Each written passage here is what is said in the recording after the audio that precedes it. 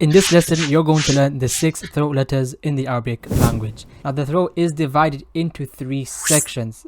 Firstly, we're going to be focused on this section here, which is the middle section of your throat. The middle section of the throat can be identified as from the bottom of your chin to above your Adam's apple, or just below it. It contains 2 letters, and those are the letters Ain and Ha. Whilst pronouncing, you should find vibrations in that region of your throat. For non-Arab native speakers, these 2 letters, Ain and Ha, can be really difficult at the beginning. Let's take a look at some examples. For the letter Ain, we have Al-Alamin, having that vibration in the middle of your throat, and not Al-Alamin, which is a completely different letter. For the letter Ha, we have Al-Hamdu and not Al-Hamdu. Once again, feeling those vibrations in the middle of your throat. That concludes the middle of the throat. Now the second section, the bottom of the throat. It also contains 2 letters, Hamza and Ha. The bottom of the throat can be identified as from the bottom of your Adam's apple to the top of your chest. Let's take a further look at some examples.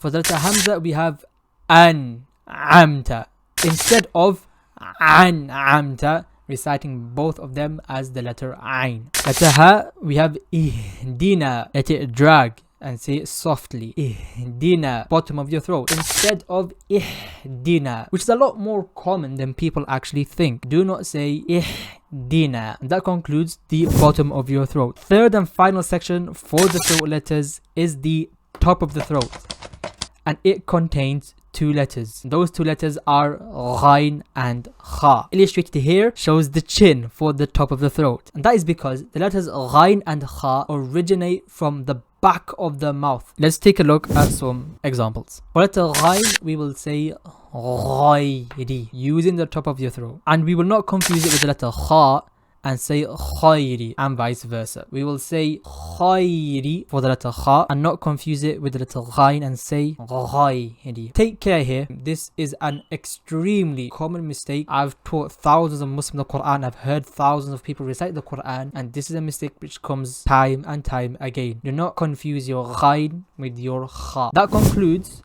the 6 throat letters, but we're going to take some more examples. As a recap, there are 6 throat letters divided into 3 parts of the throat. Bottom of the throat, we have Hamza and Ha. Middle of the throat, we have Ain and Ha. And top of the throat, we have Ghain and Kha. Let's take a further look at some examples from the Quran. Starting off with the letter Hamza, we have وَمَا أُمِرُوا إِلَّا, not changing it into Ain. For the letter Ha, we have فيها كتب. We have the letter Ain. والعصر. والعصر. And do not make it into a Hamza.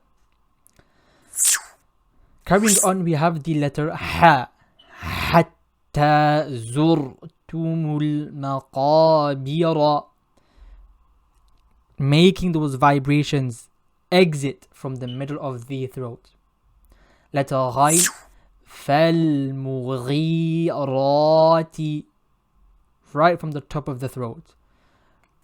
Letter Kha, يدخلون.